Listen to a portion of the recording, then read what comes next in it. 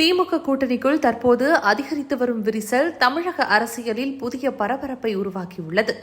ஒருபுறம் ஆட்சி கூட்டணியாக இருப்பினும் உள்ளுக்குள் பல்வேறு கருத்து வேறுபாடுகள் தற்போது தலைதூக்க தொடங்கியுள்ளதாக தகவல் வெளியாகியுள்ளது. குறிப்பாக திமுக மற்றும் காங்கிரஸ் உறவு தொடர்பாக எழும் சந்தேகங்களே இந்த சலசலப்பின் மையமாக பார்க்கப்படுகிறது. காங்கிரஸ் எப்போது திமுக கூட்டணியில் இருந்து வெளியேறும் என்ற கேள்வி இன்று அரசியல் வட்டாரங்களில் வெளிப்படையாக பேசப்படும் அளவிற்கு நிலைமை மாறியுள்ளது. திமுக கூட்டணியில் காங்கிரசுக்கு கிடைக்கும் இடம், அதிகார பகிர்வு, எதிர்கால அரசியல் லாபம் இவை அனைத்தையும் மீண்டும் கணக்கு போடும் நிலைக்கு காங்கிரஸ் தள்ளப்பட்டுள்ளதாக கூறப்படுகிறது. இதன் தாக்கம் மற்ற கூட்டணி கட்சிகளிடமும் பிரதிபலிக்க தொடங்கியுள்ளது.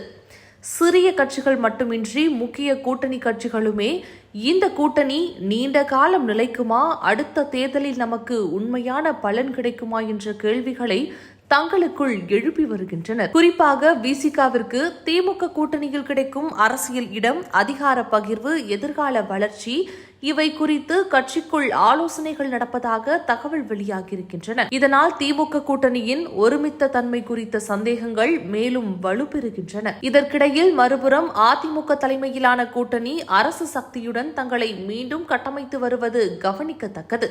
சிதறியிருந்த கட்சிகளை ஒருங்கிணைப்பது, புதிய அரசியல் கணக்குகள், வலுவான எதிர்க்கட்சி தோற்றம் என அதிமுக கூட்டணி புதிய வேகத்தில் பயணிக்கின்றது. ஆட்சிக்கு எதிரான மக்களின் மனநிலையை தங்களுக்குள் சாதகமாக மாற்றும் முயற்சியிலும் அதிமுக கூட்டணி தீவிரமாக செயல்பட்டு வருகிறது. இதனால் திமுக கூட்டணிக்குள் உள்ள குழப்பம் எதிர்க்கட்சிகளுக்கு ஒரு வாய்ப்பாக மாறுமா என்ற கேள்வியும் எழுகிறது. அரசியலில் நிரந்தர நண்பனும் இல்லை, நிரந்தர எதிரியும் இல்லை என்பது போல இன்றைய கூட்டணிகள் நாளைய கணக்குகளால் உடைந்து போகும் அபாயம் எப்போதும் உண்டு. திமுக கூட்டணியில் உருவாகியுள்ள இந்த சலசலப்பு வரும் நாட்களில் வெறும் பேச்சாக முடிவடையுமா அல்லது தமிழக அரசியலில் ஒரு பெரிய மாற்றத்திற்கு அடையாளமாக மாறுமா என்ற கேள்விக்கான பதிலை வரும் அரசியல் நகர்வுகளே சொல்லப் போகின்றன.